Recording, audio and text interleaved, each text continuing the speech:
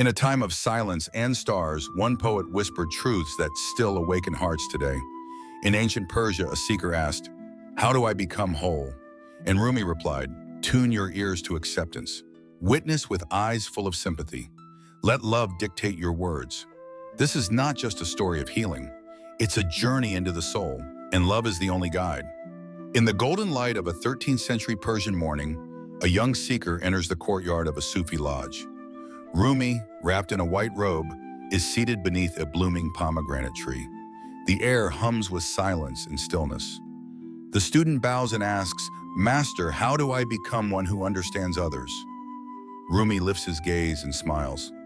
"Tune your ears to acceptance," he says, "not to judge, but to hear with the heart." Later that day, the student sees a beggar arguing with a merchant in the bazaar. His first impulse is to turn away, but Rumi's voice echoes in his memory, "Witness with eyes full of sympathy." So he pauses. He sees not just the anger, but the fear behind the beggar's words, the worry behind the merchant's frown. Something in him shifts.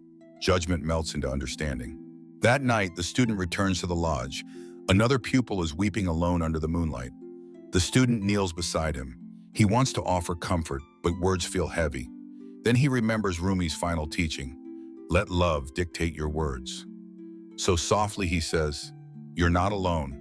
What breaks you now will shape your light tomorrow." The other student meets his eyes, and in that silence, healing begins. Days pass. The student grows quieter, more present. One evening, Rumi finds him sweeping the courtyard, lost in thought. Rumi speaks, "You have learned the essence of love, not in books, but in being. When the ears listen with acceptance, the eyes soften with sympathy, and the tongue is led by love, the self begins to heal." Later that night, the student lights an oil lamp in his room. He sits before it, watching the flame, and he whispers to himself, "Let love lead."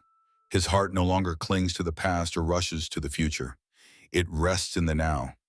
Rumi's words live not just in his mind, but in his breath, his gaze, his voice.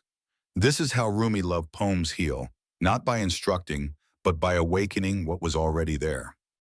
If this video touched your heart, subscribe. It's inspired by the timeless wisdom in the 7-book Rumi collection by Dr. Farid Mostaman. Whether you seek healing, love, clarity, or growth, these teachings will guide you inward to the truth of who you are.